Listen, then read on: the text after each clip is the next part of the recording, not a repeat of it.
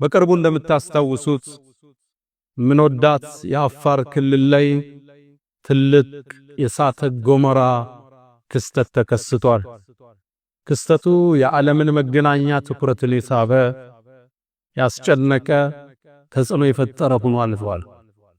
በእነሱ ትንታኔ መሰረት ከ12000 ዓመት በኋላ የመጣ ግዙፍ ክስተት ነው። ወደ ላይ ጭሱ እስከ 15 ኪሎ ሜትር ድረስ ተምዘግዝጓል። ወደ ጎን ወደ የመን ወደ ኦማን እስከ ህንድ ድረስ አቧራው ጭሱ አመዱ ተጉዟል። በርካታ የአየር በረራዎችን አስተጓጉሏል። በርካታ በረራዎች አቅጣጫቸውን እንዲቀይሩ አድርጓል። የእሳተ ገሞራው ጩኸትና ንዝረት አፍሪካ ላይ ተፈጥሮ የነበረውን የመሬት ስንጥቅ አስፍቶ ታልቀዋል። ይህ የአላህ ማስጠንቀቂያ ወማ ኑርሲሉ ቢልአያት ኢላ ተክዊፋ፣ እኛ እኮ እንዲህ አይነት ምልክቶችን ልናስፈራራ ነው የምንልከው። አላህን ሰዎች እንዲፈሩ በንዋይ ፍቅር ብቻ እንዳያብዱ ለነፍሳቸው ልጓም እንዲያደርጉ እንዲህ አይነት ክስተት ይከሰታል።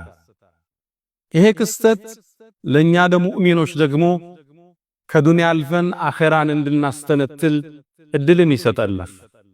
አዎን እሳተ ገሞራ የዚች ምድር እሳት ነው፣ ግዙፍና ከባድ ነበር። ግን ደግሞ ሙእሚን ዋናውን እሳት የአኺራውን እሳት እንዲያስታውስ እድል ይሰጠዋል። ይሄ ምድራዊው እሳት የዚህ ያህል ተጽዕኖ ከፈጠረ የአላህ እሳትስ እንዴት ይሆን? አብዱላህ ብን ዑመይር እንደሚለው የጀሃነም ሰዎች ከጀሃነም ወጥተው የዱንያ እሳት ላይ ቢጣሉ እንቅልፋቸውን ይተኛሉ የተባለለት እሳት፣ የዱንያን እሳት 70 እጥፍ ነው የተባለለት የአላህ እሳት ናሩላሂል ሙቀዳ፣ የተቀጣጠለችው የአላህ እሳት ኢነሃ ዐለይሂም ሙቅሰዳ፣ በካህዲያን ላይ እሷን የተቆለፈች ነው። ፊ ዐመድን ሙመደዳ፣ በተዘረጓ አሚዳዎች ውስጥ ካህዲያን ገብቶ የሚቆለፉባት የአላህ እሳት።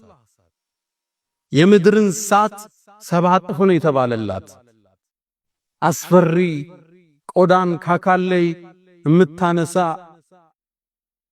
ልቦናው ዘልቃ ህመምን የምታሳምም የአላህን እሳት እናስታውስ ዘንድ ይሄኛው እሳት ጥሪና ደወል ሆኖልናል።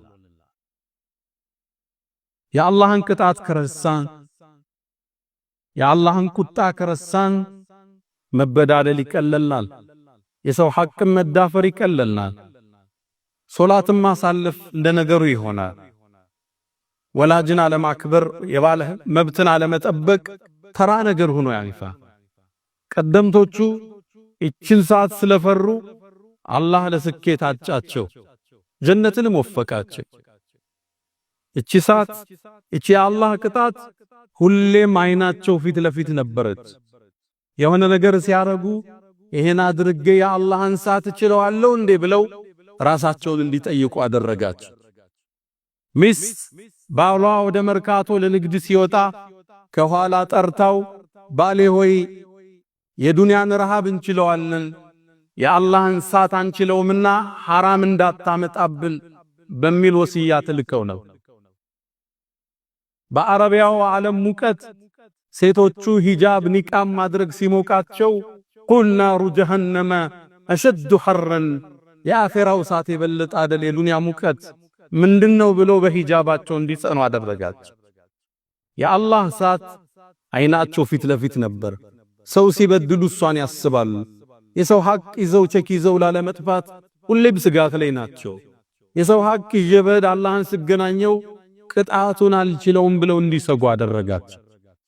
አዎን የአላህ እሳት ጀሃነም የካህዲያን ማረፊያ ነች።